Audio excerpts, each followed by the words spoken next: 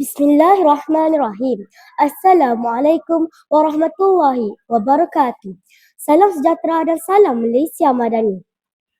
Tun Dr. Mahathir pernah berkata, manusia yang lemah sekalipun jika bersatu padu pasti akan dapat menggoncang dunia. Demikianlah kesannya perpaduan. Justeru, berdirinya saya di sini ingin menyampaikan pidato yang bertajuk Rukun Negara Menyatukan Rakyat Demi Kejayaan Bersama. Sekalum penghargaan saya hulurkan buat saudara pengerusi majlis barisan hakim yang arif lagi bijaksana. Seterusnya saudara dan saudari yang diberkati sekalian. Secara umumnya, Rukun Negara adalah ideologi kebangsaan Malaysia.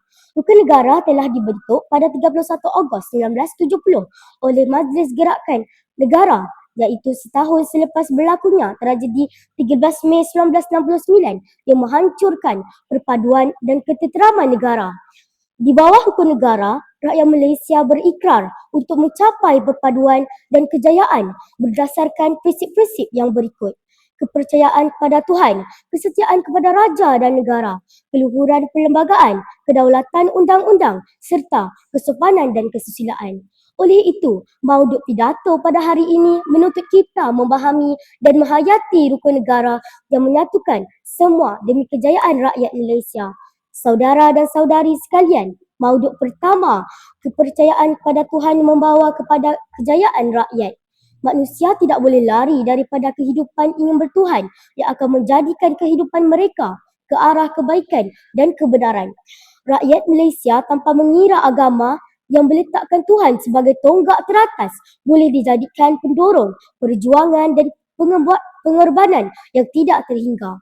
Lihat saja ketika atlet negara mencapai kemenangan di persada dunia tanpa mengira agama apapun. Perkara yang pertama diucapkan sudah tentulah penghargaan dan kesyukuran kepada Tuhan. Selain itu, kepercayaan pada Tuhan juga boleh dijadikan pendorong untuk mencipta kejayaan yang luar biasa. Saudara-saudari yang budiman, mauduk kedua, Rukun Negara Menyatukan Rakyat melalui perlembagaan. Perpaduan yang utuh amat bergantung kepada persefahaman dalam kehidupan seharian. Namun begitu, negara kita yang berbilang kaum menyebabkan wujud perbezaan dari segi bahasa, nilai dan kepentingan. Di bawah keluhuran perlembagaan, rakyat perlu menerima, mematuhi dan mempertahankan keluhuran atau kemuliaan perlembagaan negara sebagai sumber perundangan yang tertinggi. Penetapan bahasa Melayu sebagai bahasa kebangsaan dalam perlembagaan telah berjaya menyatupadukan semua kaum di Malaysia dengan menggalakkan semua urusan dalam bahasa Melayu, baik di pejabat kerajaan maupun jual beli di pasar. Kesannya, keutuhan berinteraksi dalam bahasa yang sama dapat mengelakkan prasangka antara satu sama lain dan seterusnya mewujudkan perpaduan dalam kehidupan bermasyarakat. Jelas, bahasa kebangsaan berjaya menyatukan rakyat Malaysia. Saudara-saudari pendengar Bestari, mauduk ketiga, cabaran dalam menjiwai rukun negara. Kita sememangnya boleh mendabik dada mengatakan bahawa kita telah tahu semua prinsip rukun negara. Namun, adakah benar kita memahaminya? Sejujurnya, kita tidak dapat menafikan bahawa penghayatan rakyat terhadap rukun negara masih lagi dangkal, apatah lagi untuk mengutamakannya. Contohnya, masih lagi terdapat segelintir masyarakat yang tidak menjaga nama baik negara sehingga memburukkan institusi beraja, dan ada juga yang enggan menggunakan bahasa Melayu dalam urusan rasmi kerana menganggapnya bahasa kekampungan.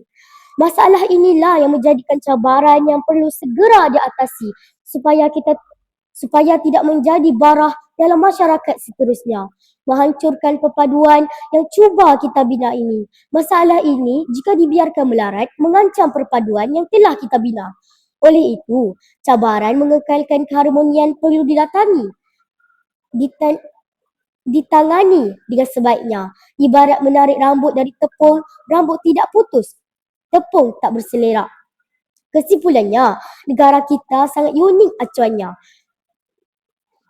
Keharmonian perlu dikekalkan demi kemakmuran negara. Jika benar kita mahukan sebuah negara yang harmoni, perpaduan hendaklah dikekalkan. Bangunlah, bertindak wahai anak muda.